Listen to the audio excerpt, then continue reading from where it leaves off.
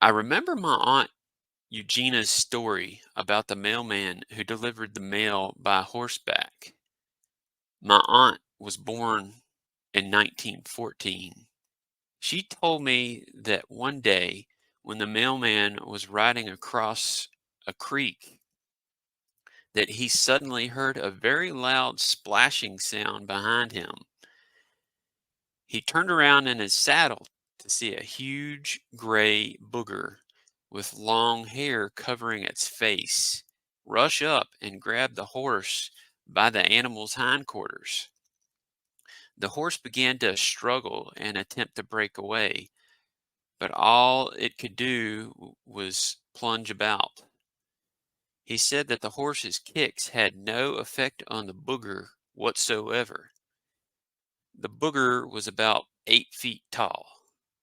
The mailman threw his legs over the horse's neck and jumped off the wildly flailing animal.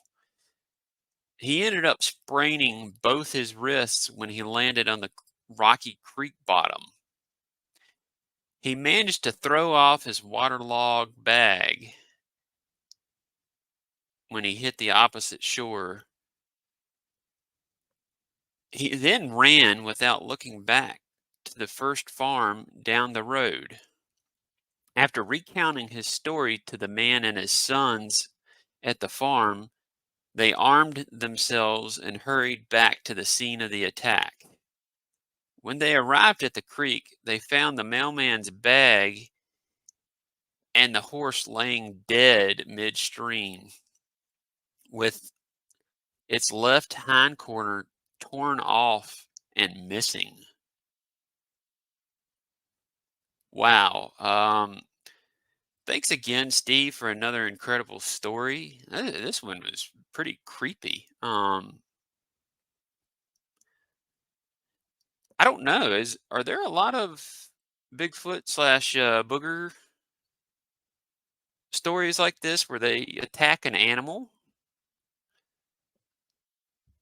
I'm trying to think offhand. I don't know. I think maybe there's stories where they go missing, or animals go missing, but I think for the most part they're pretty peaceful and don't usually attack unprovoked.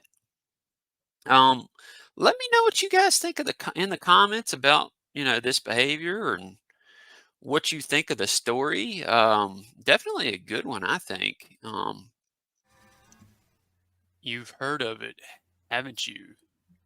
The tale of the black-eyed kids.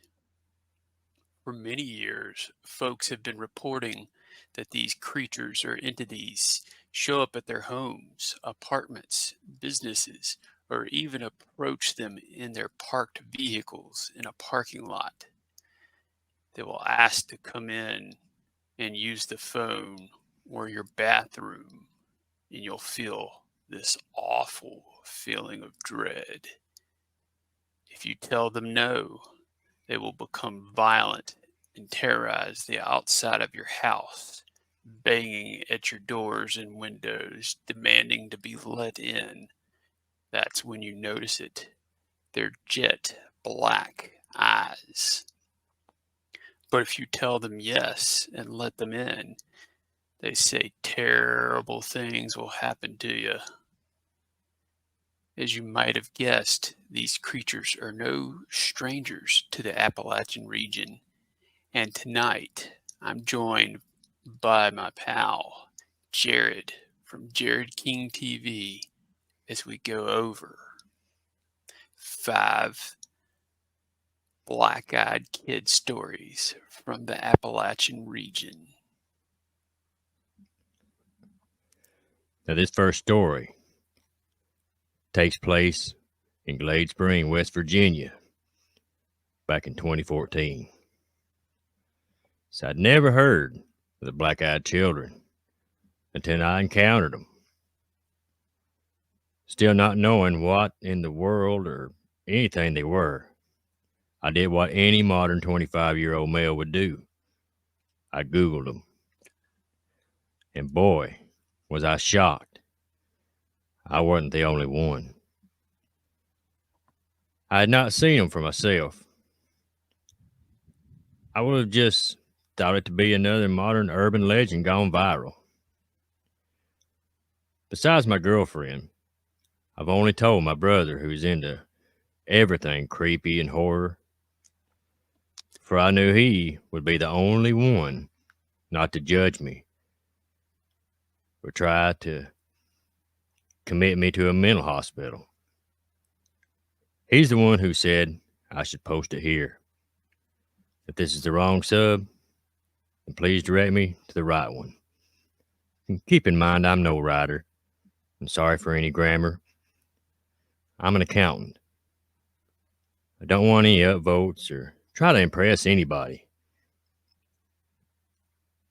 I'm just simply trying to warn people that some things out in this world are beyond our comprehension. And if you hear a knock at the door, make sure you check before opening it. I wish I had, and here's my story. My girlfriend and I lived in a small gated community in southern West Virginia called Glade Springs. The community has about 150 houses, a country club, and a steakhouse bar called Bunkers. Now, anyone can come through the gate during the business hours and of Bunkers, but after they close, the front security gate stops all traffic and makes sure that you're a resident. If you're a visitor, they call the house that you're going to verify that you're actually expecting them.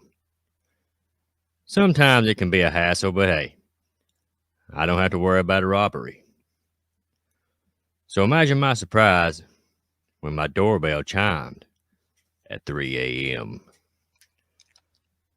I was jarred awake and wasn't sure if it was just a dream, considering I had just went to bed shortly before and was probably going into REM sleep. I rolled over and looked at the clock, noticing the time.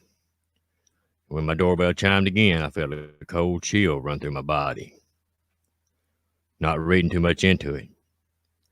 Could be one of the neighbors. They have as an emergency or anything, I nonchalantly made my way to the door. Now see how foolish I really was. And opened it. Luckily, the wrought iron storm door was still locked, because who or what stood before me was not a resident of the community. 2 young boys stood at my doorstep, one looking at about 17, another about 10, wearing a dark hooded sweatshirt and jeans. The young one had on shaggy, dirty blonde hair and would only look down at the stone steps. And the other one had his hood pulled and his head tipped to where I could only see half from his nose down. My voice caught in my throat, and before I could even ask what they wanted, the older one spoke. His voice sounded forced and dry. There was no emotion, no sincerity of what he said. I'm sorry to bother you and your girlfriend, but we need to come in to use your phone. We've been in an accident. I felt the familiar chill return to my whole body. How did he know my girlfriend was here? I wrote it off as my Tahoe and her Volkswagen was in the driveway, and I figured they just assumed. I tripped over my words. Something about these kids just weren't right, weren't normal, and wasn't human. I can bring you my cell phone, and you can call. I don't get service inside here, so you'll have to stand out on the sidewalk to call, I finally said nervously. Of course, I was lying through my clenched teeth. I did not want these kids in my house. Well, My brother really needs to use your bathroom, Kane. We have to come in, the older one said. And that's when I went into complete panic. He knew my name. I'm sorry, are you from here? How did you know my name? The words practically shook out of my mouth. That's when he became slightly hostile and demanded to be let inside. I told him I was sorry, but I couldn't help him. And just as I was about to close the main door is when it happened. The both of them snapped their heads upwards and looked at me straight in the eyes. Black. No iris, no pupil, no retina. Just pure, deep black. I was paralyzed with fear. For a second, I thought those kids were just playing a really cruel joke. And it snuck in the community somehow and had brought some of those freaky supernatural demon contact lenses. That was until I heard it ringing. That wasn't until I heard ringing. It was like a ringing sound that you hear when you have a hearing test done, that digital high-pitched shrill ringing. And then the flashback started. I was suddenly a toddler again at my grandparents' house, sitting under a chestnut tree, with my mother picking up the nuts and putting them in a large metal soup kettle. It was a crisp fall day. It's one of my earliest and dearest memories. I was about 3 and even have a picture, and one I hold very dear to my heart. But then they were there, behind my mother. We locked eyes, their eyes still black as night, and suddenly they smiled simultaneously. That's when everything went black. The next thing I knew, I was shaken awake, lying in the mudroom floor. My girlfriend standing over me with a worried look. What the heck, Kane? She asked. I had no idea how to answer her. My head had taken a good whack against the slate floor, and a bit of dry blood was stuck to my hair. But other than that, I was fine physically. I slowly remembered everything and what happened and looked at the door. Daylight. I'd never been so glad to see morning in all my life. I told my girlfriend everything that happened, and I honestly think she thought I had brain damage from hitting the floor. But she insisted she believed me. And then we Googled it, and I believe that's when she really started to believe me. It was right then. I don't know who or what they were, or where they come from, but they're not of this world. I know that for a fact. For some reason, I had a lingering thought. Still not sure if they put a thought in my head or not, that they wanted me to know that even my memories aren't safe. They're very strong and seem to be growing in numbers. For some reason, they seem to not be able to hurt you physically unless you invite them in. Which, I don't know, since either no one has ever let them in or the ones that have aren't around to tell their story anymore. But they can get your mind. And since that night, I feel as though I'm being watched. I see them out of the corner of my eye occasionally. I look at my girlfriend while we're at the movies or at dinner, and her eyes will be solid black for a split second. And worst of all, they took my most precious and most often reminisced memories and turned it into something sinister. Something that's now a constant reminder of the black-eyed children.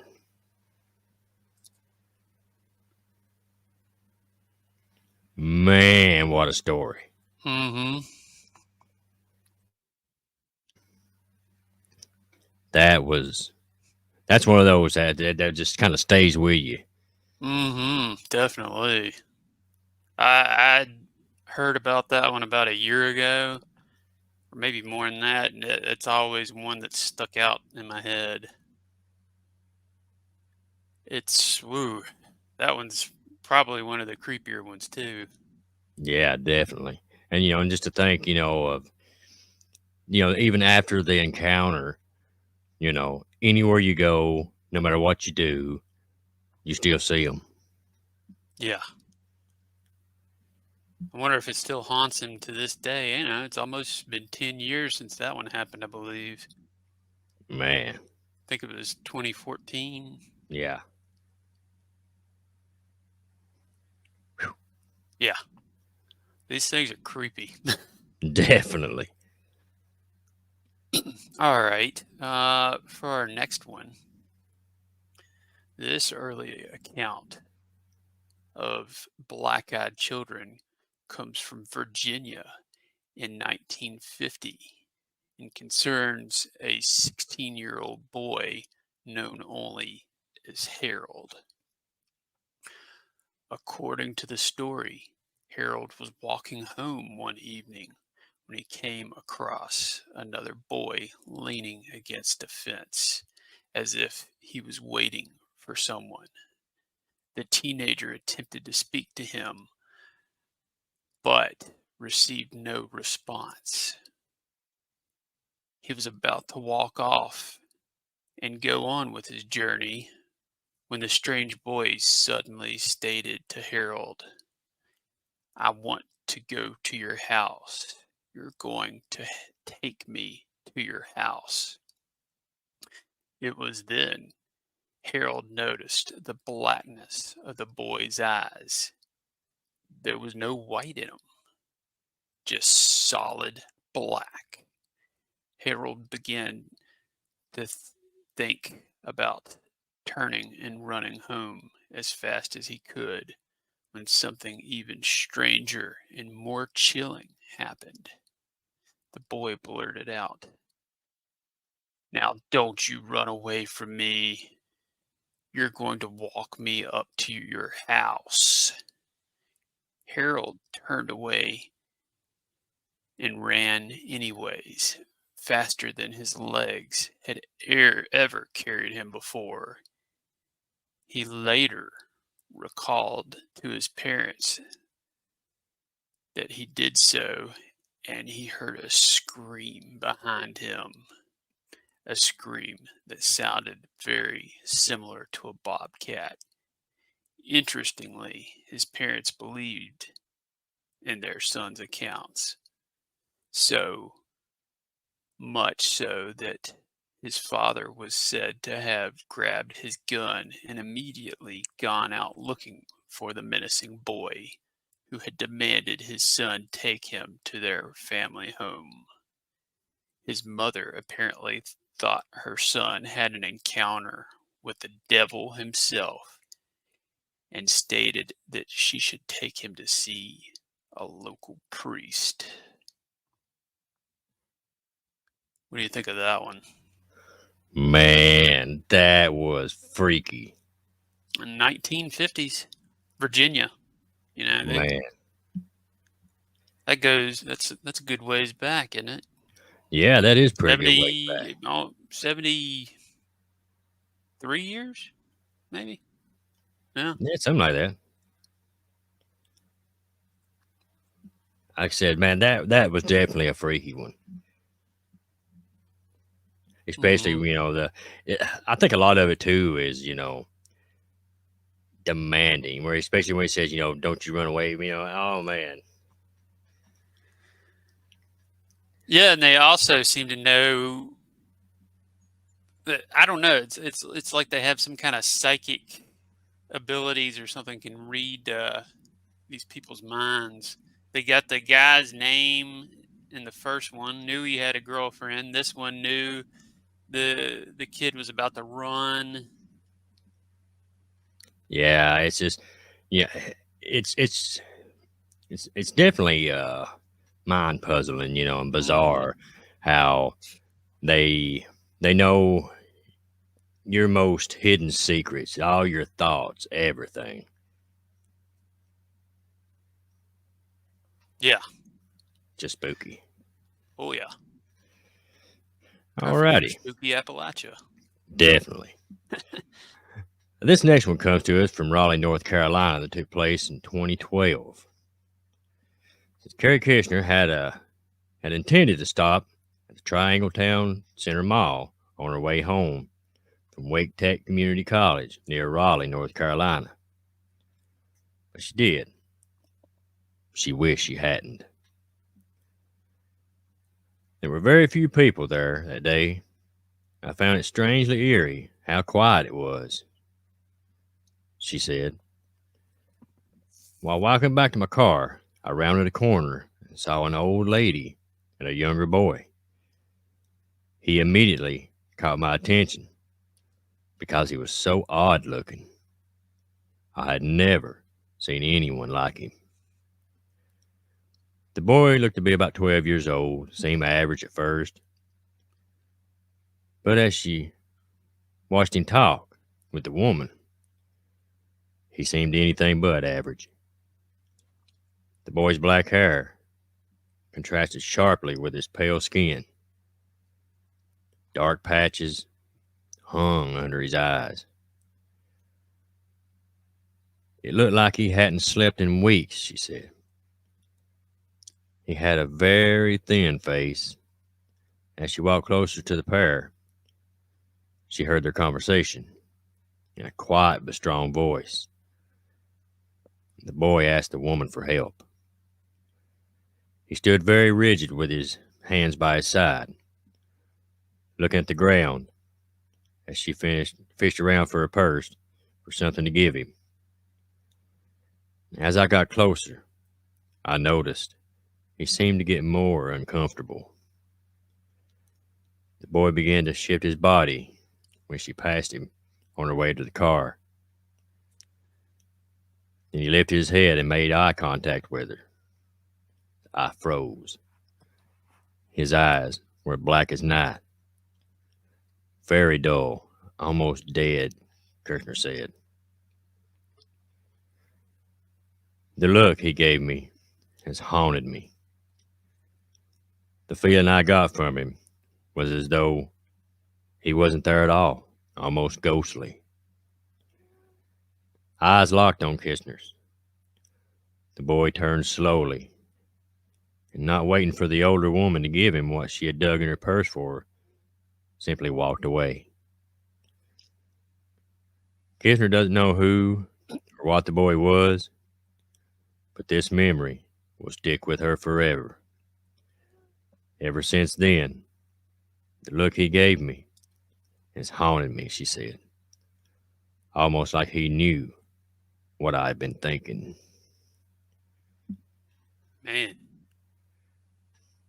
Man. Whew. These stories are enough to give you the chills.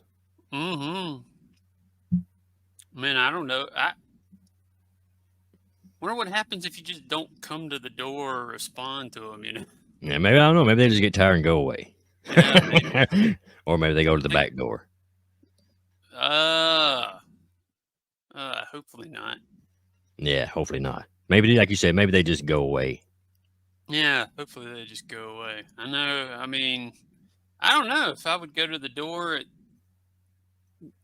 3 a.m. or Right. what is it? One of these things came up and started talking to her this time. She was out in Right. the parking lot, I believe. Yeah. And it's kind of strange too. I've noticed a lot of the stories seem to happen at 3 a.m., which what they call the witching hour. Mm-hmm. And a lot of people say that demonic entities will take on forms of children and youngins, kids, and things. So people will trust them and come to them. So it makes you kind of wonder if they may be some type of demonic entities or something. I had wondered that, or something kind of like a vampire, maybe. Yeah, something like that. The stories of vampires are they ask to be let in. Yeah. And I've also heard people talk about how they could be connected to the Men in Black. You know, Very possible. Very possible. yeah, that they're like the younger versions of the Men in Black. I heard that somewhere too. But just some interesting thoughts, I guess. Oh yeah, food for thought. But Yep. as we always say, the not knowing is what makes it so interesting. Yeah, definitely. And speaking of interesting, our next one's pretty interesting as well. Um, this happened at a restaurant. It happened at a Taco Bell late one night. Ooh. Yeah. All right. June 2016, Aberdeen, Ohio. I was working the night shift at my local Taco Bell when I had one of the scariest moments in my life that I've ever experienced. It was 10 o'clock at night, and the place was a graveyard. I was working the drive-thru that night. We hadn't had a customer in hours, so I was catching up on some cleaning when suddenly a loud static sound came over my drive-thru headphones. So loud that I had to take them off. I checked the camera. Nothing there. I went about my business after that. I then started getting the feeling like someone was watching me. Shortly after, my coworker comes through from the back and lets out a shriek. I turned to see a girl with jet black hair standing at the drive-through window facing us. My coworker and I look at each other in disbelief. We then hear the girl speak in a voice that still chills me to this very day. May I come in? My coworker and I stood there for a moment, not knowing what to say. Then I responded, "Sorry, miss. The restaurant is closed for the night. We are only taking orders through the drive-through." Then the girl replies, "Please, someone let me in. I really need to use the bathroom." My coworker then looks at me and whispers, "Dude, maybe we should just let her in. She's just a kid." I shook my head no. Something just felt off about the whole thing. I mean, what is a 10 or 11-year-old girl doing standing in a drive-through at 10 p.m. at night on a Wednesday? I responded to the girl, "I'm sorry, we can't let anyone in. We've closed the restaurant for the night." After a moment of silence, the girl starts banging on the window, shouting, "Let me in! Let me in!" I look at my coworker and ask, "What should we do?" He responded, "I don't know. Call the police?" The girl then stops and stares at us, and that's when we see it, a set of pitch black eyes. After a few moments of silence, we hear a voice that sounds like it's coming from 1,000 miles away. "Hello?" We look in the direction it's coming from. It's the drive-through headset. We look over to it and turning our backs to the girl. I responded, "Hello?" The man on the other end responds, "Yes. Can I have two 5-layer burritos?" My coworker then shouts, "Oh my God, she's gone." I turn to look at the girl who is nowhere to be seen. After serving the guy in the drive-through window, My coworker and I began searching the internet on my phone, only to find out we had just had an encounter with a black-eyed kid. I worked at the Taco Bell for another 2 years before moving from Ohio. We never saw the girl again. Wow. No, nothing's sacred or safe anymore, is it? Nothing, not a thing. Not even a Taco Bell. Not even a good meal. They're gonna take it all from us. Yeah, yeah. I don't know. Maybe the black-eyed, was it a girl? Yeah, it was a girl. Black-eyed Yeah. kid girl. Just was craving some. I think what they call it there is fourth meal at Taco Bell. The late night meals. Yeah. You got the munchies. Yeah, I had it bad. Hey, it's not easy being evil. Yep, yep. Makes you work up an appetite. Oh man. But like I said, it definitely is some really spooky experiences, But speaking of spooky, a report from an Ohio man was given the pseudonym Noetic. Told of a strange encounter in July 2010 with two black-eyed teenagers outside the data center where he worked. Noetic was taking a break during his night shift and was smoking a cigarette outside the building around 5 a.m. when he noticed two teenage boys come across the street from the building. He felt immediately unnerved as soon as he noticed them. Perhaps because they appeared to be staring at him, but were otherwise motionless. He quickly finished his cigarette and went back in the building and back to work. Around 10 minutes later, however, the intercom from the front door buzzed.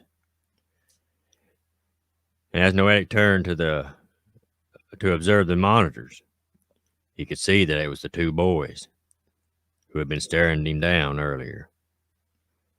He pressed the talk button and asked what they wanted, stating that he was busy. Neither of the boys spoke, but one of them motioned to the camera for him to come outside. He pressed the talk button again and told them they would have to leave, and then went back to work. The two boys continued to stare into the camera as though they were looking through the TV monitor into the room where he worked. Another 10 minutes or so, he decided to go to the front door and ask the boys to leave and to let him get on with his job. Before he opened the door, however, he sneaked a look at the two boys through the one-way glass. They looked normal enough, apart from the fact they had completely black eyes. Well, this made him even more on edge, but he decided to open the door anyway and tell the boys to leave, or he'd have to call the police. As soon as he opened the door, one of the boys said to him, as if he'd been reading his mind, "That will not be necessary, sir. We simply need to use your phone. Can you let us in?" Noetic decided,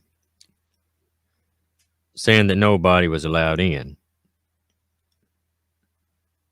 The boys asked again to be invited into the building, and they stood there staring at the now distressed man. Noetic pulled out his mobile phone, repeating his threat to call the police, and pulled the door shut again. He went back to observe the pair from the safety of the monitor. One boy remained at the door and stared into the camera, while the other made his way to the back of the building and stared into the camera there. Noetic called the police, all the while watching his monitors. The boys made their way to a blind spot on the security cameras. But while Noetic was, waiting for them to reappear on one of his monitors, they seemed to have simply vanished. By the time the police did arrive, around 6 a.m., there was no sign of either of the two strange teenagers. Man. Yeah. Did you notice that part where it was like they read his mind again? Yeah. So apparently that's okay. So that's a given. They're also, mind readers other than, just, reading your thoughts. They can actually read what you're thinking at the moment, not only past thoughts, but what you're actually thinking. Man, I hope they don't show up here after we've been reading these stories off. Man, if they try to read my mind, they're going to be very lonely. They're going to be like, man, we come to the wrong place. We need to skedaddle. Yeah, I don't know. Has anybody listening had an encounter with the black-eyed kids? Yeah, let us know. Yeah, send it to us, spookyappalachia@gmail.com. We do stories here on this channel weekly, and I'll feature it as one of the stories. Yeah, I hadn't heard any newer ones in a while, so I would love to get some. I noticed a lot of these that I was able to find, I featured previously on here, were around in the 2010 era, you know? Right. So Yeah, 2010, 2010 to 2019 is the most of the ones I've seen. So who knows? Maybe they all died out with COVID. hey, you never know, but, it is, interesting. Like you said, there for a long time, you heard about the black-eyed kids everywhere, the black-eyed children, Mm-hmm. and then all of a sudden, it's just like the stories, it just fell off the map. Mm-hmm. So, like you say, we're interested. We want to hear from you folks. Have you heard any, or have you heard anyone else talk about it? Let us know, because we want to know if it's something that maybe, like Jimmy said, maybe it's just fizzled out, or is it maybe there's been tons more encounters. They just got more intense, and people may be just afraid to come forward, thinking, they're going to be ridiculed or something. Mm-hmm. But Yeah, if you here, want to share it here anonymously, yeah, we'll read it out and feature it here on the channel. absolutely, and there's no ridicule here or Yeah. judgment or anything. People will actually love these stories on here. If Absolutely, Yeah. And if you've made it this far, make sure you subscribe and absolutely, keep checking back. We do like a collection of stories about once a month, and then I do weekly stories. So that's right. keep So on just checking weekly. Yep, yep, get those notifications on. Share out. Tell your friends and yep, family. yep. Do that too. We hope that you enjoyed this, and also be sure to check out Jared's channel, Jared King TV. Thank you so much. He does some amazing work over there and storytelling. But yeah, we hope you enjoyed it, and let us know what you think in the comments, and be sure to give it a like, and we'll catch you in the next one. Hey, folks, welcome to Spooky Appalachia. I hope y'all have been enjoying these ghost and haint stories this month. We got another one sent in by a fan. One of our Patreons, Linda, sent us a really good one that I'm going to share with you all today. And yeah, I guess I'll go ahead and get into it. It's about an experience she had at the Waterbury Asylum of the Insane. Also, since you guys enjoyed the Appalachian Witch video so much, I'll see if I can recreate the voice I used. I actually had a cold when I read that. We'll see how it goes. Hello, Jimmy.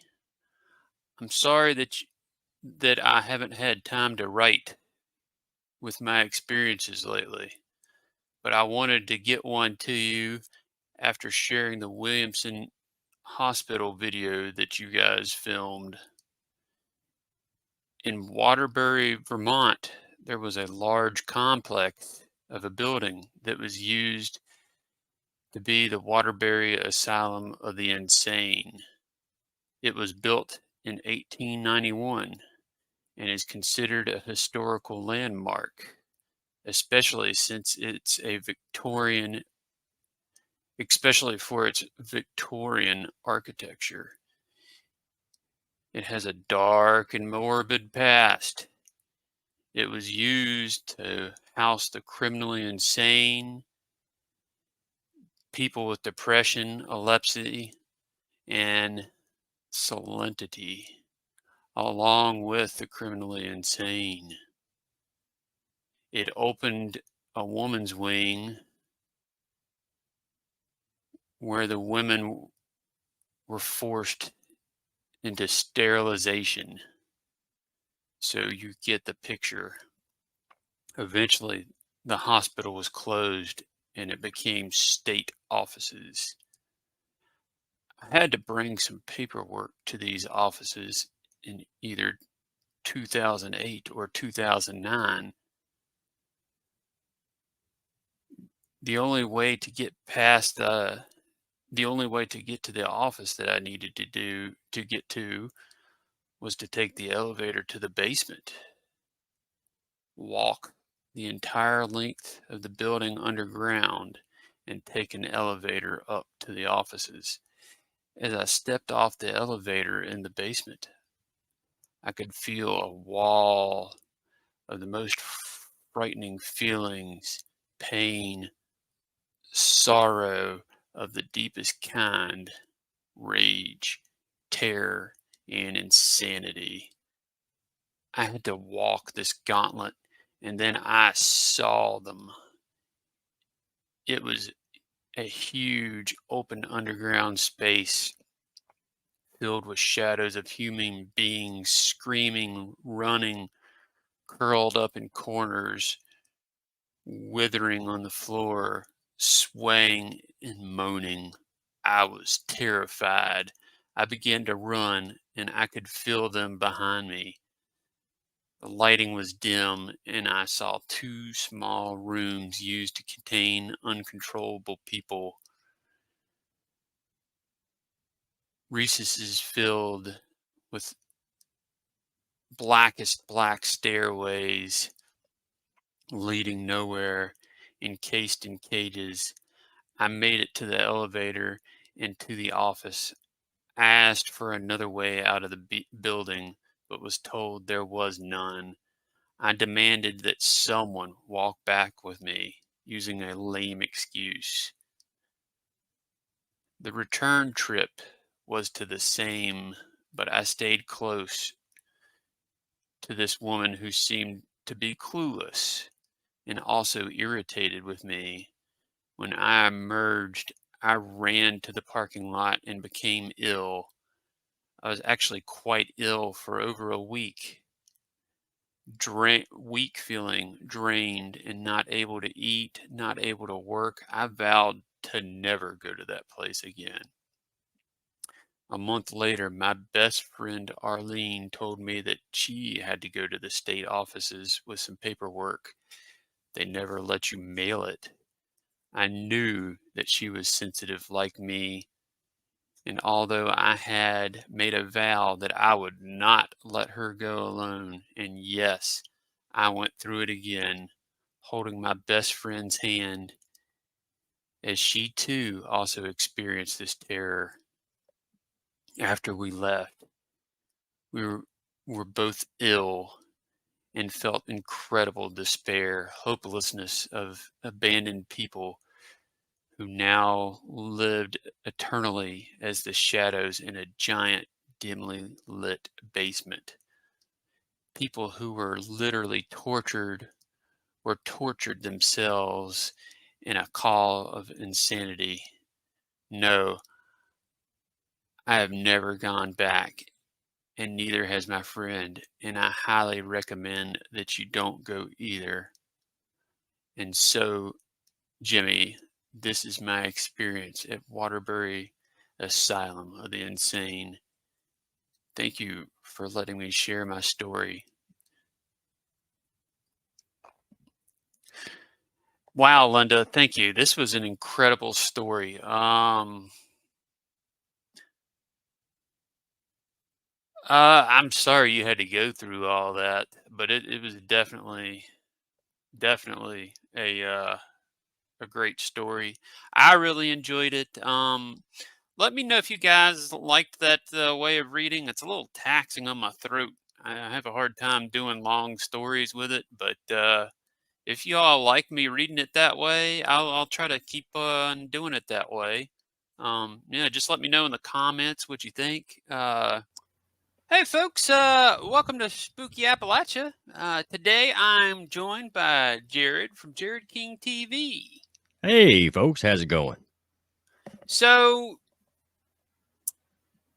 Jared's going to be sharing for us today a story from his uncle that he had heard of in the past after hearing LeBron Fett's Green Eyes story. He decided to get this story from his uncle. Yep. I thought now would be a good time. This is going to be coming out the first week of October. The Green Eyes is either a ghost in some cases of I think it's a which side was this soldier supposed to have been on in the stories that it's a ghost? Do you know? I really can't remember if it's Union or Confederacy. I I can't can't remember. remember either, but apparently he had his head blown off by a cannon, is what I had heard, and he's he's doomed to search for his head for all eternity, or something like that, I believe. And then in other tales, it's a cryptid that was attracted to the area because all the death and suffering that occurred there. Yeah, and there's Kinda, also one that goes back to the Native American culture that goes even further back. oh, really? I didn't know Yeah, that. I didn't until recently. Oh, cool. Do you know anything else about it, or? Not really. That's just what somebody had told me once. Oh, okay. Well, and since we're going into the spooky month, I guess it is. I Absolutely, yeah, since it's might be a ghost, we're trying to do it like a ghost theme this month. So, what better time? absolutely. Well, Jared, if you want to read this story for them, since it's your uncle's story. Absolutely. Yeah, after hearing about LeBron's Fett's experience and everything, I remember hearing my uncle talk about one back when I was real little. Well, not long after that, I went over, and I called him up and got to talking to him stuff and everything, and he tells me to come by one evening and he shared his experience. Now, he said, this is a story about an encounter with Green Eyes in the Chickamauga battlefield. This is straight from my uncle in his own words. He said, well, it was 1973, and I was working 2 jobs to help my mother with some bills and my own bills, and I was saving up for the new Chevy Nova that came out last year. The girl I was dating at the time was working too, and she didn't get off work till around 10 or 10:30 that night. So as it happened, one weekend we had the night off at the same time, and I had just gotten my Nova. So we wanted to, show it off and everything. And, being a young couple, wanted to have a little time to themselves. He said, we decided to go to the Chickamauga battlefield and just kind of hang out. Because that's, it was usually pretty quiet back then. It was real late and stuff. So, well, as we sat there, as we sat there, as the night grew on, we reminisced and talked and stuff and laughed.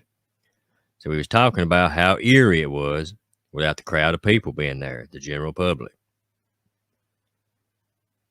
Well, she had scooted over next to me, and I put my arm around her. When out of the corner of my eye, in the rearview mirror, I see a set of glowing green eyes. I jerked my head around and looked, and they were just staring at me menacingly and piercing. I suddenly felt the emotions wash over me of dread and, strangely, sadness.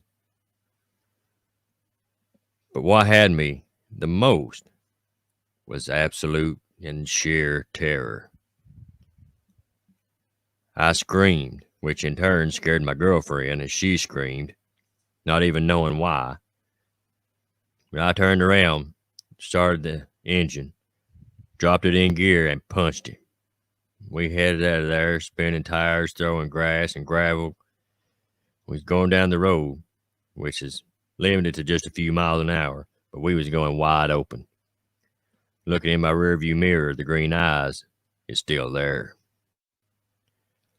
And by that time, my girlfriend had turned around and saw them too. When we got to the exit, they had vanished. But needless to say, we didn't slow down till we got near town. The end. Wow. The green eyes tale. It's a lot of people have seen it. Heck, I think I've seen some video. People have gotten videos of two little green dots out in the darkness out there in that battlefield. I mean, I've there's seen videos. A lot of stuff on that. Yeah, it's wild. Have you ever been out there? I have not. I've always wanted to see it, but like I said, I have not been able to get there yet. It's in Tennessee, but closer towards Georgia, right? Right. Okay. I think LeBron lives somewhere near there, so he's been to it a ton from what he said. Right. And I guess from your uncle's story, it's still not clear. You know, what was it? Is it a cryptid? Is it a ghost? Who knows? No telling. I don't want to find out either. Is that his disembodied head floating around as a ghost? Right. But yeah, like I said, I've heard different things say that. I've heard one story that said that, like you said, you know, he's going around, he's trying to find his head. I've heard another story say that he couldn't wait to that afternoon or after the battle to get back to his lover, and he was killed before then. So now he searches the battlefield for her, or something like that. Mm-hmm. There's a bunch of different stories with stuff like that, especially when it comes to lore. But yeah. Well, it's definitely a cool story. Definitely. So if you've got a story that you'd like to get featured on Spooky Appalachia, you can email us at spookyappalachia@gmail.com. It's scrolling in the ticker down there if you didn't see. And we'd like to thank our Patreons: Adam, Alvin, Charles, Chris, Danielle, Donald, Jeff, Joni, Jordan, Julia, Linda, Misty, Cheryl, Taylor, and our content creator Patreon, Scott. He's an author. You can check his link in the description. Werewolf Radar is a awesome comedy podcast, paranormal comedy. Be sure to check them out. Link below. And, of course, our very own Jared King TV. Link also in the description. But definitely check Jared out. He does some awesome stories just like me. I mean, if you liked what you just heard, definitely check out his channel. And if you'd like to support Spooky Appalachia, jump on that Patreon, Absolutely, folks. Grab it up. Also, yeah. Also, we're getting real close on those view time hours, so keep playing the playlist. Absolutely. Have your friends share it out, have your friends watch it. Even if, you're busy or something like that, a lot of people may not be watching it thinking, they have to be right there. You do not, folks. Just let it play. Yeah. It's getting real close. Can't wait to get the YouTube partnership. It's really just kind of it's going to sound silly. It's kind of a life goal, bucket list type thing for me.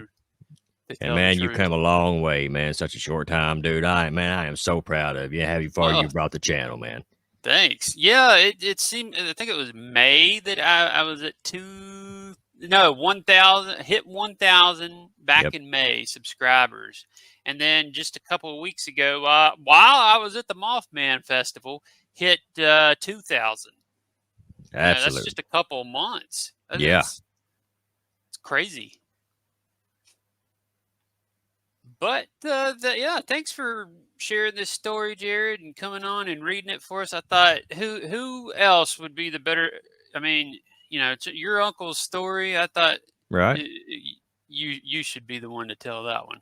Well, thanks so much, man. Like I said, it's always an honor and a blast to be here. Well, I love having you on. Thanks so much, man. Hey, folks, welcome to another Spooky Appalachia.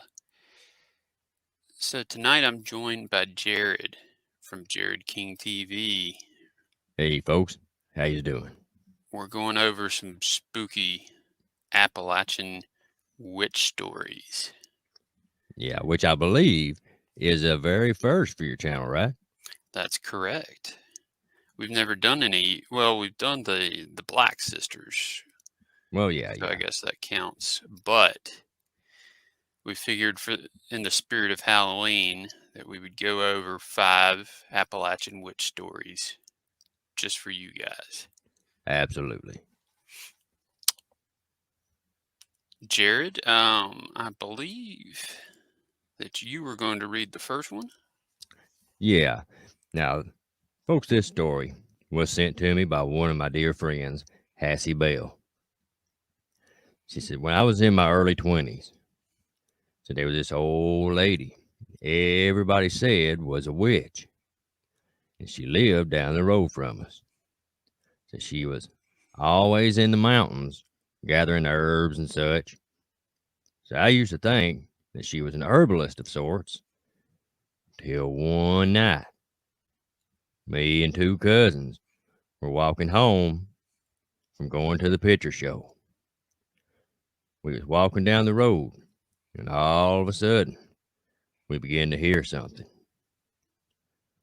Almost like somebody talking or mumbling, coming just from the wood line outside the road. Well, us being young and a little nosy, went to investigate. So as we got through the wood line out the road, we heard it more clear, so we knew we was close. We come up on a small clearing under some pine trees, and there was this old witch woman. She had a small fire and had something in her hand. Also had a big old pot over the fire, and she was waving her hands and rocking back and forth while she was on her knees, while mumbling something that my cousin later said was chanting. What scared us the most is the fact that there was no possible way she could have heard us. Yet she suddenly stopped, turned around, and looked exactly where we were hunkered down. She smiled and waved. We jumped and ran, and as she began to laugh. So I've never been so scared in all my life. We ran all the way home. So we agreed not to say anything to our parents. And for weeks after, whenever I'd see her passing by, she'd slow down. And no matter where I was, inside or what, she'd look directly at me, smile, wave, and cackle out laughing before walking on her way. Ooh, man. Yeah. Oh, and I said, whoo. Oh, man, when I first read that one, man, that sent chills up my spine. It gave me the chills while you were reading it. I'm telling you, that's just one of them. It's like, ugh. Yeah, exactly. Well, for our next story, I was going to talk about the Black Sisters from Christiansburg, Virginia.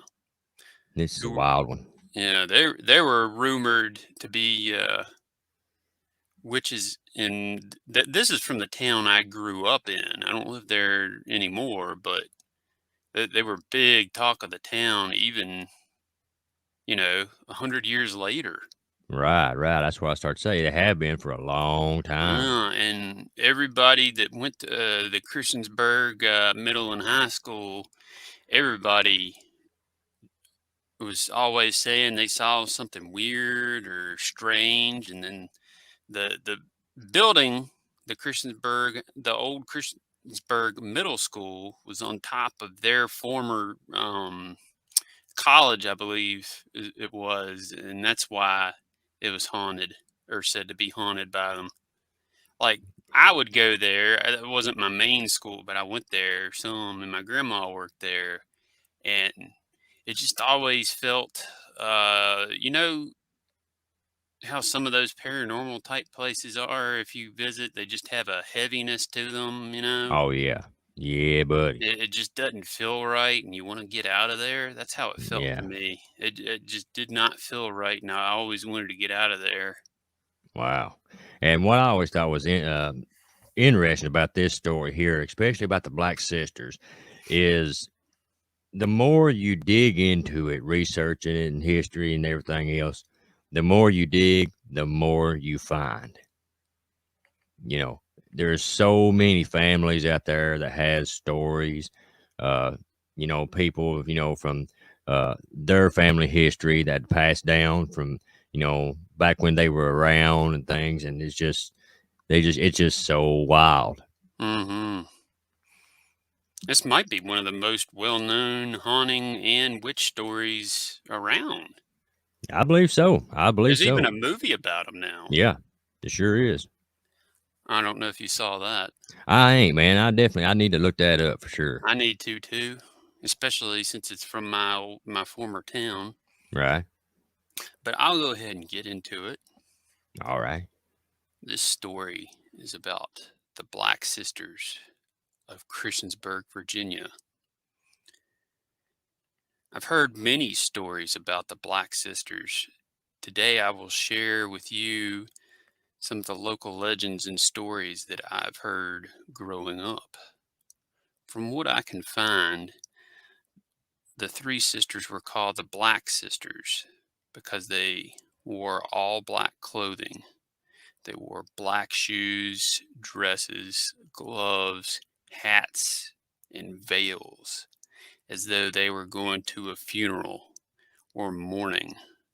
Because they dressed this way, they quickly became the talk of the town, and most folks accused them of being witches. Their names were Mary Sneed, Caroline Martin, and Virginia Warlaud.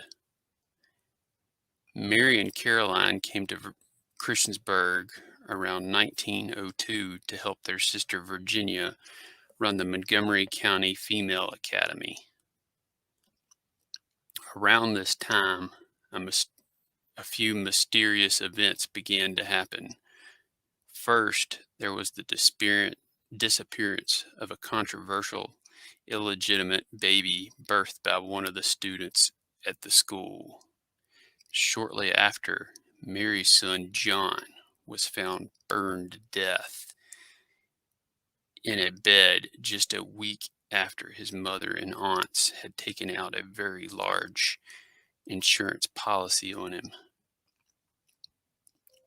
Sometime later, Caroline's daughter Osie came to town and married her first cousin, Mary's son, Fletcher Sneed.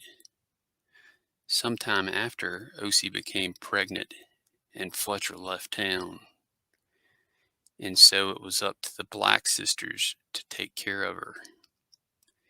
It turns out they didn't take very good care of Osie and the baby after all. Shortly after the baby was born, it died to malnutrition. After that, Osie was found drowned in a bathtub just days after a large insurance policy was taken out on her as well. After all of these events, the sisters left town for New Jersey. Soon after their arrival, the authorities caught up with them. Caroline was convicted of murder and sentenced to 7 years in a mental hospital where she later died. Mary pled guilty but got off on a technicality, and after that she fled to Colorado. Finally, Virginia starved herself to death before she ever saw a judge. Now, from what I've heard, there are 2 locations that the Black Sisters are said to haunt. The first one is the old Christiansburg Middle School building. The former middle school, which is now the Montgomery County Public Schools Technology Center, was built on top of the Montgomery County Female Academy, where it once stood.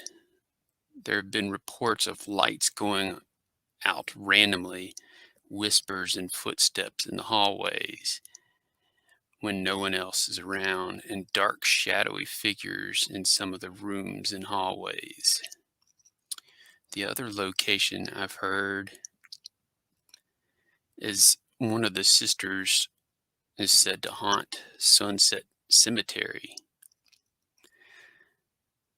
This is where Virginia Warlaud is said to be buried. Supposedly, a taxi driver claimed to have taken them to the cemetery on multiple occasions, where they conducted some type of rituals at a grave site. Was this ritual something that would allow them to later return? Rumor is that the grave they were performing the rituals on was the one Virginia was buried in. I've heard several people claim to have had seen their spirits in the cemetery. For the most part, people report seeing shadow figures darting around the cemetery at night. But I've heard stories growing up that Virginia can be seen dancing around the cemetery at midnight. Dang. Yeah. Man, now that's a wild one right there. I think one of these days, me and you should do one of these just on them alone. There's a lot. Donald, my buddy Donald that does the location videos with me, he went to that school and he saw a shadow darting one time when he was going to the bathroom. Man. And he said apparently there's supposed to be a well under the gymnasium, and that's where they tossed the infant baby. Wow. And you can hear that baby screaming sometimes. Goodness. Whew. Yeah. Oh, that man. alone is just Wow. Yeah. I believe, in the video I did from that old middle school, if you remember, there's a figure in one of the windows in the video. Yes, that is freaky. Guys, if you haven't checked out that video on Spooky Appalachia, go look that up. It's like a white looking face in a window. Yeah, it was an amazing capture, but also a freaky one. Mm-hmm. And we didn't know it was there. Yeah. All right, folks. The next one we got up is called the Witch's Swamp. Years ago, there was an old farm woman named Minnie Van Sickle that everybody said was a witch in our neighborhood. She lived on a curve in the road in a run-down old farmhouse and had 2 barns and a shed on her property.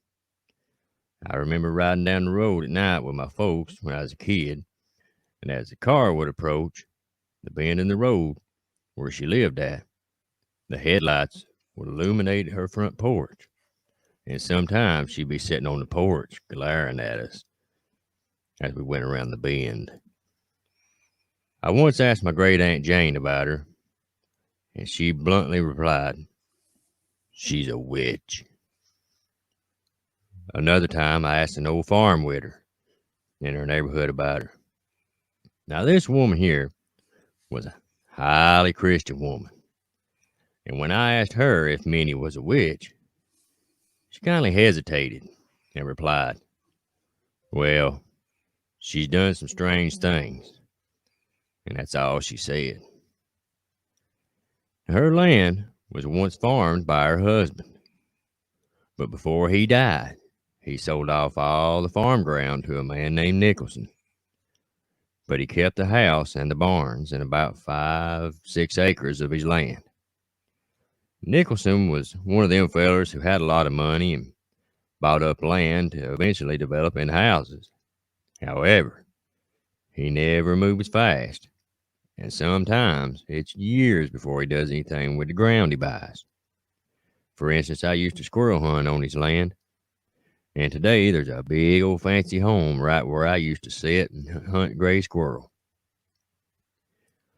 Well, apparently, even though Minnie no longer owned her farm ground, she would still try to run people off of it. I heard men talk of being back there in the woods early of a morning, waiting on the squirrels to start moving around, when it was almost as if she come out of nowhere. Said Minnie would be standing there, glaring at them and pointing with a bony finger, saying, "Get off my land." Nicholson tried talking to her, but done no good. She continued to harass hunters and root diggers right up till she died. She told Nicholson, "You'll never get to use my land for anything, Jim Nicholson. I'll see to it." When Minnie died, somebody burned down her house, and later some came and burned down the barns and sheds. Nothing's left but a crumbling spring house down by the slope of her former home. When she died, having no heirs, her 6 acres come up on tax sale, and a man named Doherty bought it, and to this day has done nothing with the property. So in the years after Minnie's death, her former farm began to spring up pockets of marshy ground. Nobody had an explanation for it, but year after year, the ground became more swampy and worthless for anything but game hunting. Then over the years, it even became too difficult to hunt in. And here and there, the growing swamp, you can find the deer stand that now sits out in the water, still attached to a tree. The place is now just a home for muskrats, coons, bobcats, good for trapping. And being a trapper, I asked Nicholson for permission to trap on it, which he granted. He just gave me a warning to watch for sinkholes and quicksand. First year I trapped, I did pretty good, but he was right about them sinkholes. I once found a muskrat lodge built over what looked like a deep sinkhole. So I cut a pole and run it down into the water. The thing went down about 8 foot and still couldn't touch bottom. Twice I broke through the surface and sunk up over my knees. And was lucky both times to have a partner trapping with me. One of the creepiest things was finding fence posts sticking up out of that swamp with fence wire still stapled to it. The land certainly had a gloomy air to it, and it still does. But what made me finally quit trapping the place weren't the lack of critters nor the swampy ground. It was the handprints. One morning I was headed back into the swamp to check my traps, and I noticed a white handprint on a tree right where I went in. More than that, as I followed my line, I began to notice more handprints on more trees. I didn't touch them, but they seemed to be made of some sort of powder. This kept going on, and that spooked me. I figured somebody was watching me, so one morning I entered the swamp at a point where I'd never gone into before. The next morning, there was the white handprints on the trees in the obscure place I had entered. Well, that was enough for me. I quit trapping there and won't enter that place anymore. I took some photos from around the place, but I'll never set foot in that swamp again. Old Nicholson is gone now, and his son owns the ground.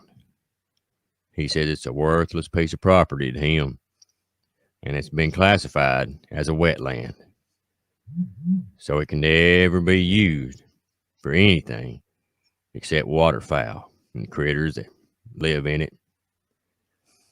And maybe, just maybe, the spirit of a witch who to this day won't let anybody use her land. Wow. Man, that was a good one. And thanks so much for Steve Shackelford, Alligator Horse, for sending that one in. Yeah, definitely check out his YouTube channel. That was an amazing story. And one thing that kept sticking out in that story to me was, like he said, them handprints. Yeah. You know, how did they get there? What was, and the powder, it seemed like they made some sort of powder or whatever. I wonder if it could have been like some kind of ashes or something. The fence posts, the sunken fence post with the wire attached still, that's pretty weird too. Yeah, definitely. Normally the current from the water, or the water, you know, pushing it would Oh yeah, it would have knock took that out. down. Everything. That, or it would have rusted out, you know. Right. And eventually, over the years, the water probably would have, rotted the wood away and stuff like that. Just all kind of factors when it comes to stuff being underwater. Man, that was definitely a good one too. So next is one my brother-in-law told me about.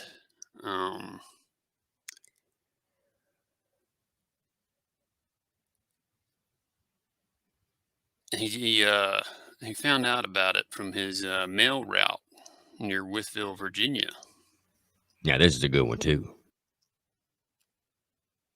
One of his co-workers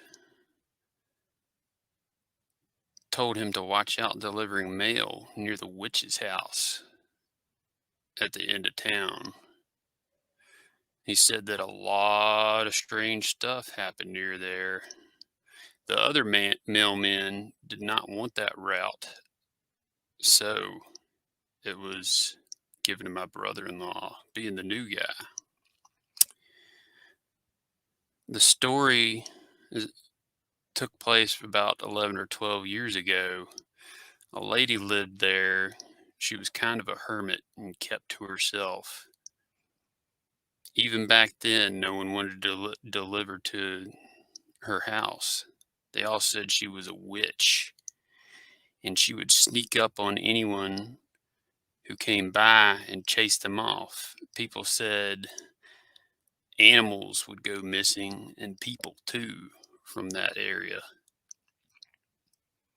Eventually, she passed away, maybe about a year after that. A huge storm came into town. All the houses in the area were damaged, except for the witch's house. It was in perfect condition, and even 10 years later, the house is sit abandoned for 10 years, and it looks exactly the same. And to this day, no one wants to go near the place. There are rumors that the spirit of the old lady will show up and run off anyone who comes near. Dang. That was a real good one too. Yeah, he showed me a picture of the house. It looks like somebody lives there, but nobody lives there. There's like a sign on the gate that goes up to the house. It says to keep out, and something about abandoned property. I hadn't seen it in years, but Wow. the house looks perfect, but the grass is all overgrown and everything. Right. And, It you know, is being just abandoned bizarre. for 10 years Yeah, but looking like it's brand new. Wow. I mean, that's yeah. just wow. Kind of makes you wonder if, you know, that's true. Maybe If she she put some kind of put spell on it or something. yeah, to protect the place. Yeah. All righty, folks. Next up, we got one called Witch at the Church. Deep in the woods of Appalachia, past an old war ravaged town, there's a cemetery on top of a hill. There's an old yet abandoned church, lost to time. All that remains is 4 brick windowless walls covered in graffiti and vines. The roof is barely hanging on. This place is where an old Appalachian witch named Joyce Bishop did these vile things. This place is riddled with horrible history. Slaves being hanged for running away, all kinds of stuff. Joyce Bishop performed rituals inside the shell of a church. She sacrificed innocent animals in a hole in the concrete floor, paying tribute to evil spirits, or even the old devil himself. When she passed, she was buried in the cemetery. And when nighttime rolls around, she roams the cemetery looking for trespassers to run off. Only she can use this place for her own. And it is told that she'll appear to you, telling you that you don't belong here and leave this place now. Then she runs to you, disappearing just before she gets to you. And as you walk through the cemetery, you can feel somebody following you, touching you, and breathing down your neck. So when you're out in Appalachia, you better know where you are. That's another one right there that'll just run the hair up on the back of your neck. Yeah, Just definitely. thinking about it. Woo, mercy. And this one's from our friends at Myers Paranormal, I believe. Is that Yep. correct? Yeah. Okay. And Thanks he to also them. has, he also has a channel called Myers Tales of Appalachia. Big thanks to you guys for sending us that for this little collaboration for all y'all to listen to for this wonderful Halloween month. Absolutely, man. These were some real good ones. I hope people like this one. I sure did. Oh, yeah. Me too, man. Me too. And folks, if I you would, got any, send them to us. yeah, we'd love to do some more witch stories. They're Absolutely. always good, always. So you can, Absolutely. if you see down there in the little ticker, you can email us at spookyappalachia@gmail.com. Definitely. And let us know what you thought about this one, too. Man, did you like this? And we're thinking about going forward doing a Friday premiere once a month with a collection of stories and featuring it on the channel. Absolutely. So, If y'all like it, let me know, and we'll keep doing it. It's been fun. oh, yeah, it's been a blast. And we hope you enjoy it, and that you'll tune in for the next one. And big thanks to Jared for coming on today. And check out his channel, Jared King TV, where he tells some amazing Appalachian stories too. Thanks so much. Yeah. It's always an honor to be here. Well, I appreciate you. All right, folks, that's it for now. Definitely make sure you subscribe, like, share this out, and tell all your Absolutely. friends and kinfolk, and Yeah, buddy. keep coming back for more. And have a safe and blessed Halloween. Good night, folks. God bless and have a good one. Hey, folks, welcome to Spooky Appalachia. This week, we've got a pretty interesting story from our friend Angie. Say hello, Angie. Hi, everyone. She's a friend of the channel, and she's going to share a really awesome story with us. Okay. So anyways, thank you for having me on the show. Hmm. This happened to me back in the early 90s. I think it was 1993. But to set the scene a little bit, I do want to briefly mention something that happened to me a little bit earlier than that. So when I was about 15 or 16, I started having these, well, I thought of them as nightmares, but I would wake up in the middle of the night and I'd be able to open my eyes, but I wouldn't be able to move. And I would see like this entity would always be standing by my bed. And the way I would describe it would be a black hole in the shape of a man, because it was like a man shape, but there would be no features and it was very, very dark. Anyway, so this was like back in the early, like that would have been around 1989 or so when I was having those dreams. And so there wasn't internet or anything like that. So I didn't know that this was there was a whole mythos around this creature called the Hatman, or the shadow. Sometimes they call him a shadow man or a shadow person, but I had never heard of that then. And I didn't even know what sleep paralysis was. But, fast forward many years later, I found out about sleep paralysis and also that there was a name for this entity that I had seen. Anyway, I stopped having those dreams.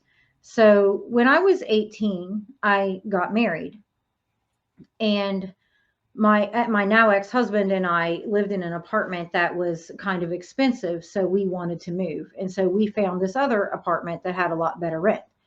And so we moved into this apartment, and it was a duplex. And the way the house was duplexed, it was upstairs and downstairs. Our apartment was upstairs, and then downstairs was a separate apartment.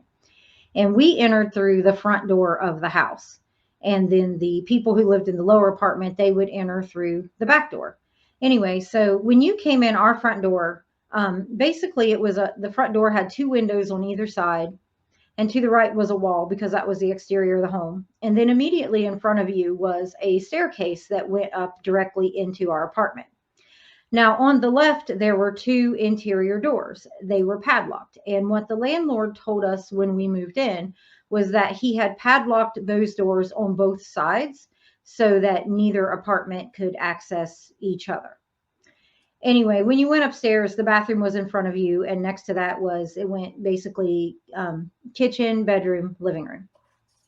Okay, so we moved into the apartment, and right away, weird things started happening. So we were night shift workers. We worked 3 to 11, so we often went to bed very late and slept in kind of late. So every day when I would wake up, I would find like everything that was in our bathroom would be in the bathtub. The way our bathroom was that we had like an old-fashioned clawfoot bathtub with a rounded side, so you really couldn't put things on the side of the tub, and we didn't have a shower. So we stored everything on the sink and in the medicine cabinet. So every day when I would get up, I would go in the bathroom, and everything in the bathroom would be the shampoo, soap, conditioner, toothbrushes, all that stuff would be in the basin of the tub, and it wouldn't be in there helter skelter. It was like lined up neatly in the basin of the tub. And it happened a couple times, and then I asked my husband, I was like, why do you keep doing that? And he was like, I'm not, I thought it was you. Wow. And he really wasn't a prankster, so I believe that he wasn't doing it. And this was pretty much every day that would happen. So it was weird. It wasn't particularly scary. It was just really strange. So the next thing that happened in that apartment that was a little bit more scary was in our living room, we had a TV stand, and on the TV stand, we had our TV, and next to that, we had a stereo, and it was an old 90s stereo. So it was basically a big box with a record player on top, and then on the front was a radio and a double cassette deck. And it was the old cassette decks where you had to push the big button down with an audible click Hmm. to get it to play.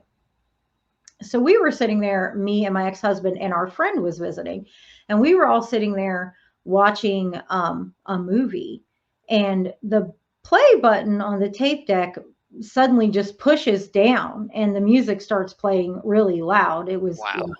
Danzig's Mother was the song that was playing. Um, And my ex-husband jumped up and he ran over and he stopped it. And then we all just kind of looked at each other, and our friend was like, did you see that?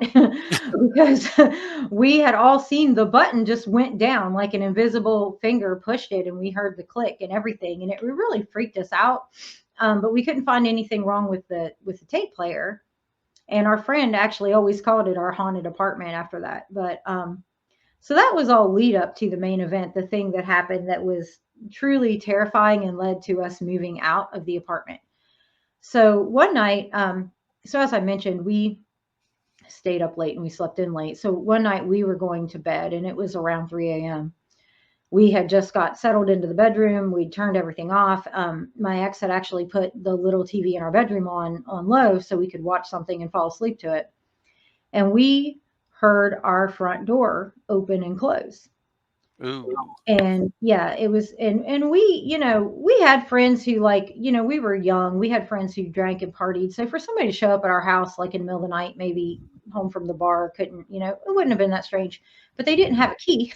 So, it was pretty scary. So we jumped up and we ran to the banister to look down, to the entrance. Like I said, when you came in, you went straight up the stairs. So one of the annoying things about this apartment was there was a light for the foyer where you first came in, but the only switch to access it was also down in the foyer. So we usually just left it off because nobody wanted to have to go down there and turn it off at night. So it was dark down there. However, because there were those two big windows that I mentioned on either side of the door, and we had a street light right in front of our house, so there was some ambient light coming into the foyer just from the street light outside. So when I got to the top of the stairs and I looked down, I saw a man standing at the bottom of the stairs looking up at us, or what I perceived him to be looking up at us, because I couldn't make out a face or any features. And the appearance to me was very, very much like the entity that I had seen in my sleep paralysis episodes a few years prior to that. He looked to me like a man wearing a long black trench coat and a black hat, only he was very dark in appearance, like I could not see like a face. But from the angle of the hat, it looked like he was looking up at us on the top of the stairs. And then he turned to the left and walked through those double doors that were at the bottom of the stairs that I told you were padlocked that led to the other apartment. What? So I had not said anything at this point. It happened relatively quickly. He looked at us and then went through the doors. He really didn't hesitate.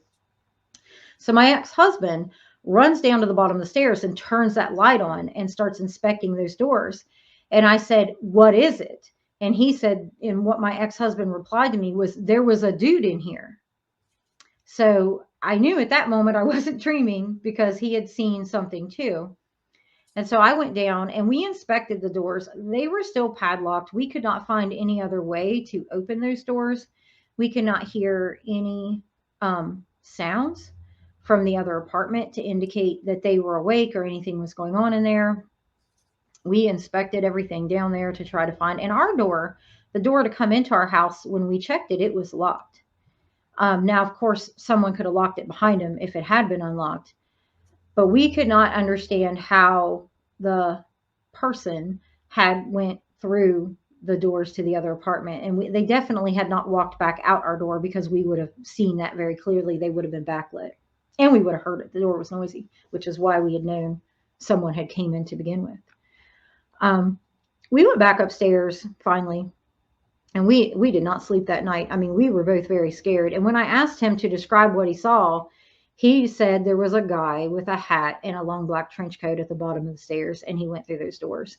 And that was without me having described what I saw. So I knew that he had, in fact, saw the same thing, which really freaked me out, because it looked so much like that Hatman entity, which I had never described to him. I had not talked about nightmares I had 5 years ago when I'd gotten married. So I'd never described that to him. But I knew that, because he had seen it also, it really kind of changed my view. Like I wouldn't say I was a non-believer before that. I believed in the paranormal or anything, but anything that had happened to me, I could always kind of brush it off like it might be a figment of my imagination. But the Yeah. fact that someone else saw this and witnessed the exact same thing, it made it very real, and it was really scary. So we actually started looking for another place to live right away. It scared us that badly. Wow. Um, Yeah. and we moved out. Honestly, I think we didn't even make it to the end of the month. Like as soon as we found another apartment, we moved because we were so genuinely freaked out by this experience. And the other thing I would add about this apartment that was weird was like we moved in there and we started having marital problems almost immediately. And beyond that, like we had a lot of friends who would visit us wherever we lived. And a lot of people that visited us at that apartment, we ended up having problems in those relationships too. So I almost want to say the apartment had like a bad energy about it or something, because I just looking back on it, I always thought it was strange that so many things went south when we moved in that apartment. Now, something when discussing this story in the past, people have pointed out that didn't occur to me at the time. I think I was just so scared. Was that the entity or who, person, whatever you want to call it, had opened and closed our front door because we'd heard it, but apparently was able to walk through the doors to the adjacent apartment without needing to open those. So And I those were found that, locked, right? yeah, there was a padlock on our side and the other apartment. And I had been in the down, I had visited the people that lived downstairs, and those doors had definitely been padlocked, at least when I was there. So, and I don't know how, if even if their side wasn't locked, I don't know how you would go through them and padlock them behind you on our side, because those locks were still intact. Right. We thoroughly inspected those doors. We even made sure that the hinges were actually attached and the door wasn't able to be opened from the opposite. You know what I mean? Mm-hmm. Side. And but that's what occurred, and it, we got out of there as fast as we could and never looked back because it scared us so much. Did you ever see it again? I have never seen it in person again. I did have those nightmares again. I want to say about probably about 3 years after that, because they happened in the house that I lived in right before my ex and I got divorced. Mm-hmm. And I started having episodes of sleep paralysis again, and I would see that entity again when I was having those dreams right before he and I got divorced. But other than that, no, I have never seen it again. Wow. And I guess how long after that did you find out about shadow people in the Hatman? Probably, I want to say probably close to 8 or 9 years, because it was around, because I didn't have internet. I had actually married my current husband and had my baby. So it would have been around 2001, 2002 when we had internet, and I was finally like online looking at paranormal things online. And that's when I first heard of first learned about sleep paralysis, first learned about shadow people. And then, there were paranormal message boards out back then where like all these people would be leaving their experiences with sleep paralysis and this Hatman entity. So that was when I first learned about it. And that freaked me out because I thought I thought that the dreams were just me, and I thought they were my nightmares. I had no idea that there were so many other people out there that experienced this being. And then I went on to find stories of other people who had seen this entity in person like we did, where it was outside, like they weren't asleep, they were wide awake when it happened. So yeah, it was a few years before I even knew the rest of the information about it. So I don't think I've ever shared it on here. Maybe I did in like a story collection. But at my old house, I had a couple of sleep paralysis episodes, and in one of them, I saw that something really similar to what you're describing. I had never heard of shadow people or the Hat Man ever. The internet was around back then, but I had never really looked into this kind of thing, Hmm. and I didn't really look into it. I think it was 5 or 6 years later. I was listening to because I like creepy stories. I was listening to something, and um, someone started telling a creepy story about a Hatman, and I was like, wait a minute, that sounds like the thing from my dream. Yeah, it's a crazy feeling. Several years later, you're like, holy crap, that's the exact same thing that happened to me. Yeah, it made it even more real when I found out so many other people had experienced it. Like it's like it brought back kind of that primal fear that I'd felt that Oh night, yeah, because that was because anytime you're in your home, you think you're safe or yeah, whatever. If anybody would walk into your house, they don't have to be a paranormal entity. I mean, if any random person, yeah, walked into your house in the middle of the night, you'd be afraid, you yeah. know. And actually, it was kind of crazy, the timing, because a few days before that incident, we did have somebody come to our house late at night. He didn't come to the door at all. There was a guy who he had, as the kids say, he had beef with my husband. He had came to our house and was like outside yelling. It wasn't 3 a.m. though. It was probably like midnight.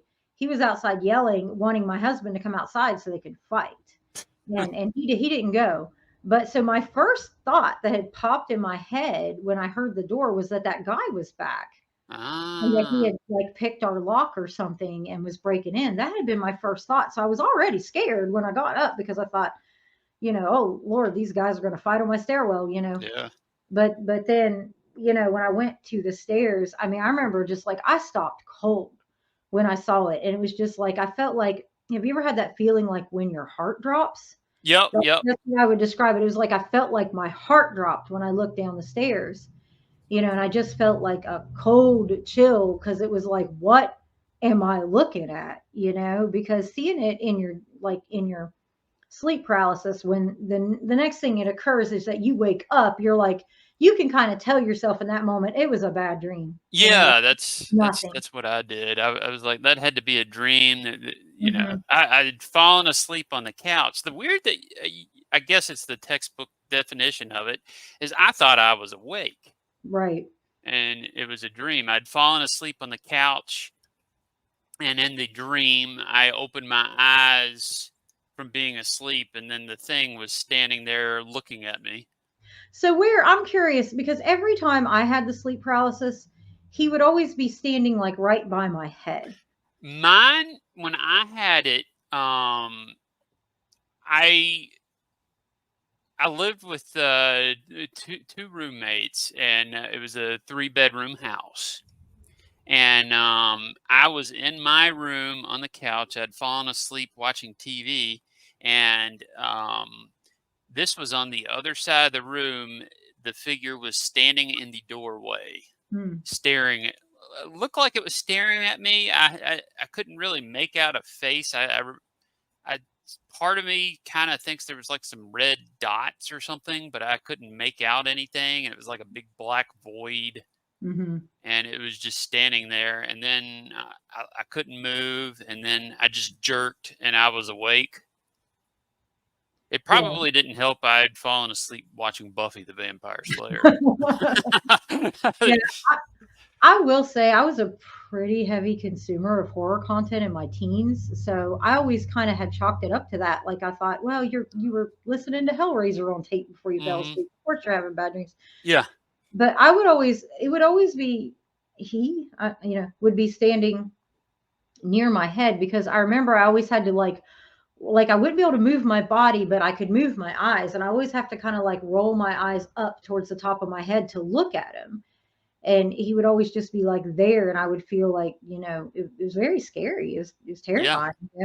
But then, you'd eventually jerk awake. I mean, I thought I was awake when it was happening, but you would jerk awake, and then you could say, oh well, it was a bad dream, it was a nightmare. But when he walked in my house, that was a little different, because there was no explaining that away. And Hmm. the fact that my ex was so shook, like he really wasn't one for like flights of fancy or anything like that. So, but he had seen it and he was shook. He couldn't explain it either, because when he described it, he described the same thing I saw. He could not make out a face or features or anything, and he had gotten a bad, he was frightened. And the fact that it had clearly went through a wall, which is not possible for a live man to do, it was too much. The fact that he was so afraid made me even more afraid. Yeah, I would say so. And I also had some odd activity, sort of similar to what I mean, like the doors would randomly lock or to the basement and some odd stuff like that. And then in the middle of the night, once or twice, the back door, the knob it just started jiggling. Oh man. Yeah. And oddly, it all stopped when I got my dog. Oh, really? Yeah. Wow. That's the one that just passed away. I think I told you Oh, I'm about. so We're getting sorry. another one. Yeah. Wow, that's interesting that the dog, Yeah. we didn't have a dog, We did we have our cat? I don't think we had our cat. No, we didn't have our cat yet. I keep wanting to say we had a cat because most of my marriage to him, we did have a cat, but we actually got her right after we moved out of there. But yeah, so it was just a lot of weird things that kind of climaxed with that, and that was like the tipping point. Like we couldn't put up with the random weird stuff in the bathtub and tape decks playing by themselves. That was strange, but that was too much for us. We had to get out. Yeah. We weren't like the people in horror movies who always stay. We were back in the next day.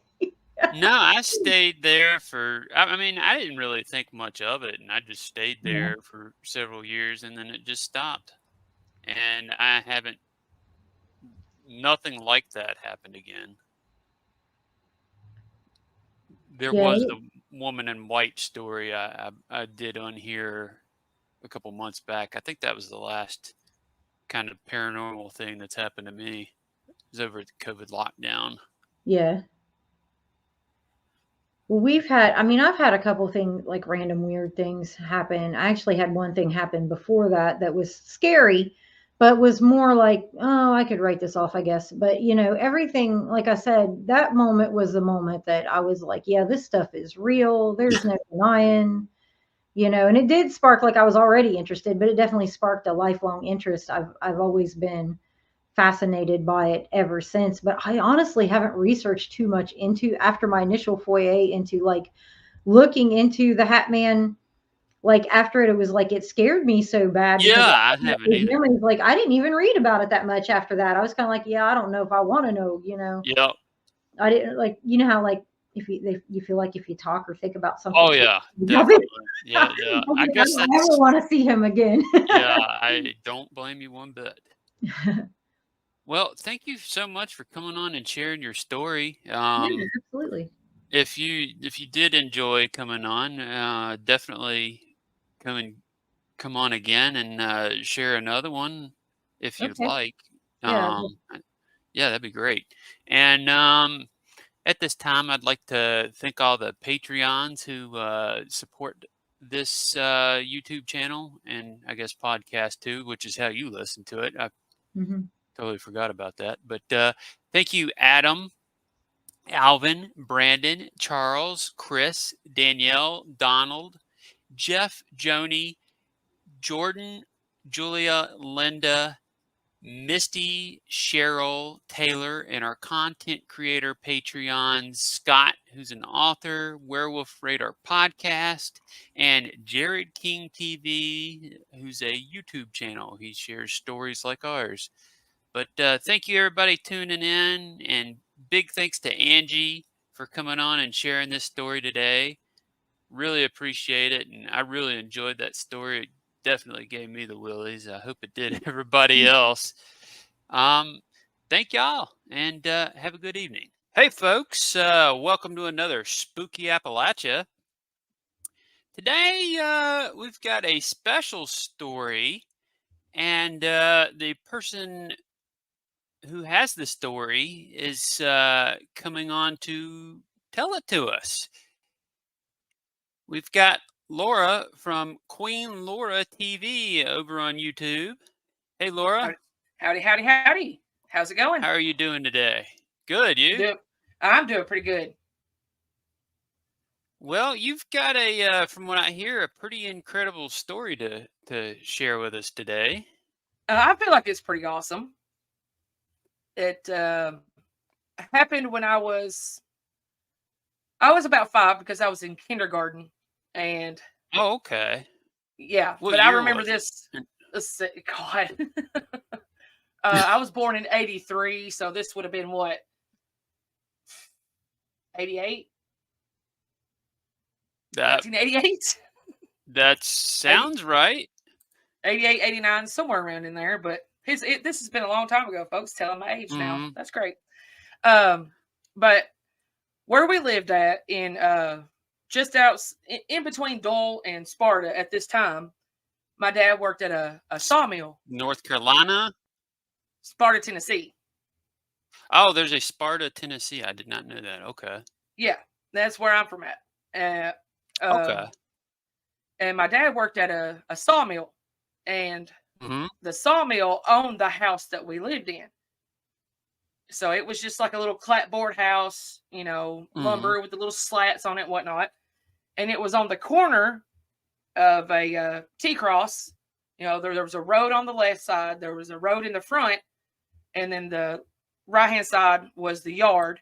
And then behind it, I'd say probably 25, 30 feet from the back of the house was the tree line of the woods. And you go through the woods over to the sawmill. Now, I can't tell you what time of night it was.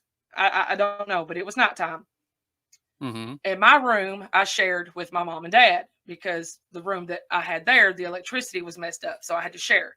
And it was at the front of the house. So middle of the night, pitch black dark.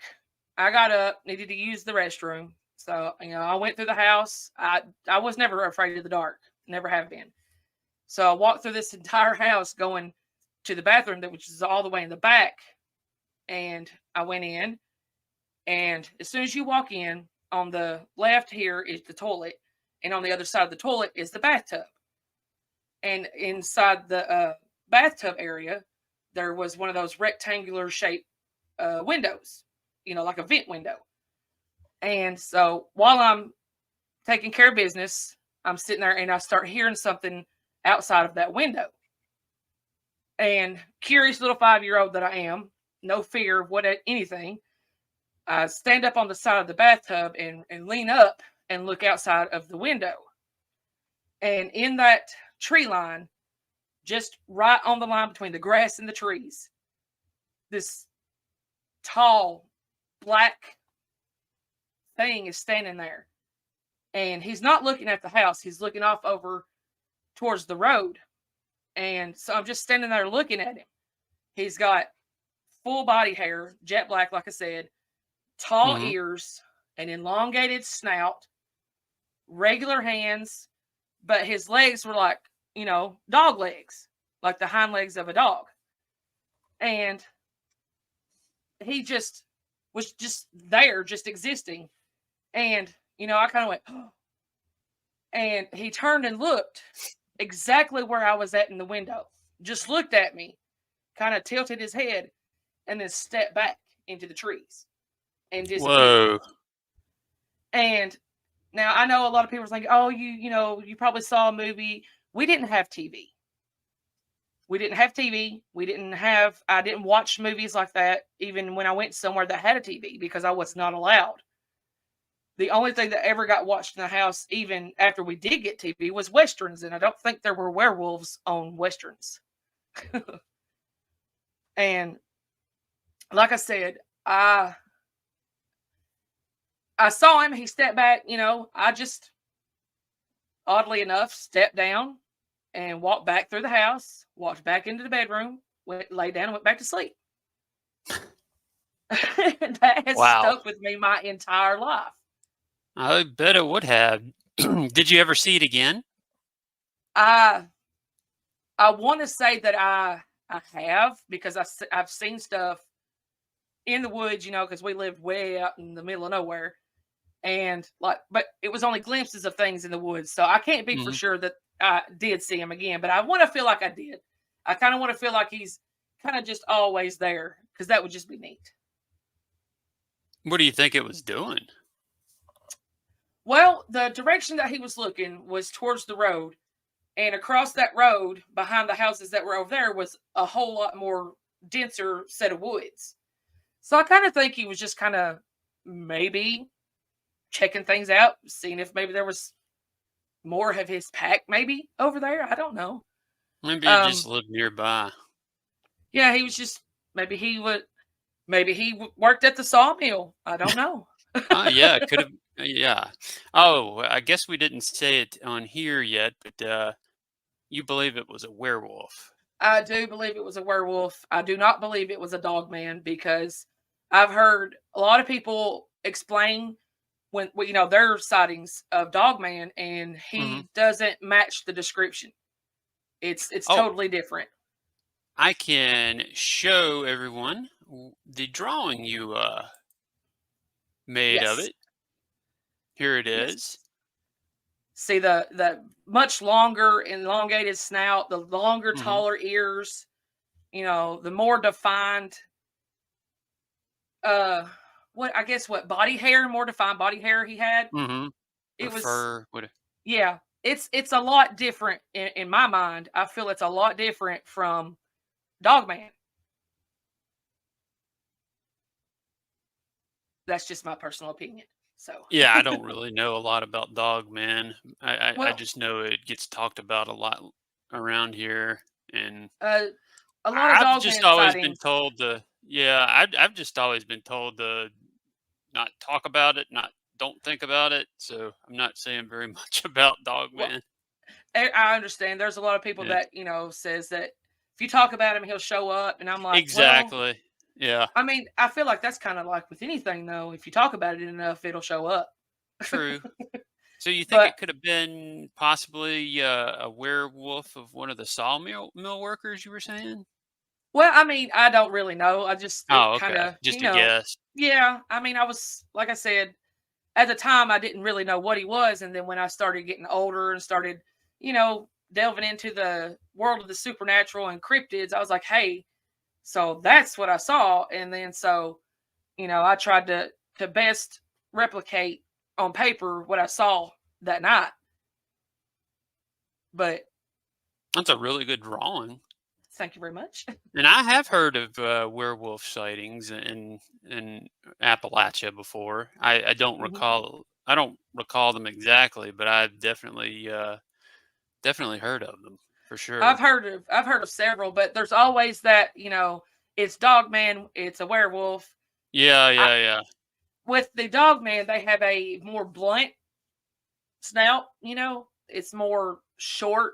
And he's got more of a rounded head, whereas werewolf have a longer head.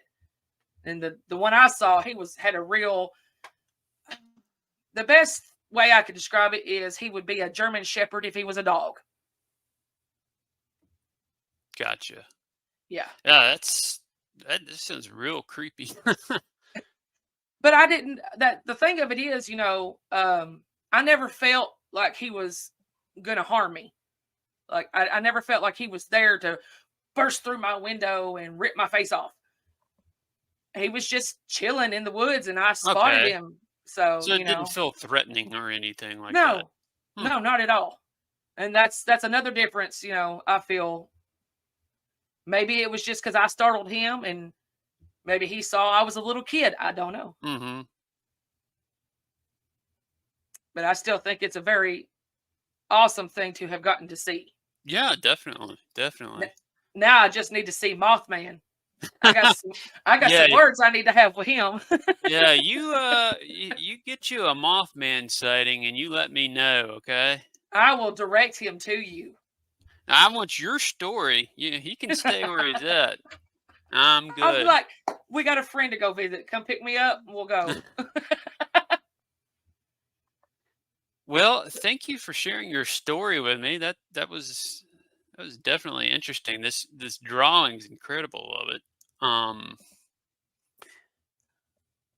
So definitely check out Queen Laura on her YouTube channel, Queen Laura TV. Do you wanna tell everybody listening what your channel's about real quick? Mostly, I do photography of, the Appalachian surroundings that I'm in, and now I've started in telling my own personal Appalachian ghost stories. And one of ours is going to be, well, mine is going to be featured on there real soon. So Yes, be on the lookout for that. And I'll try and send some more your way.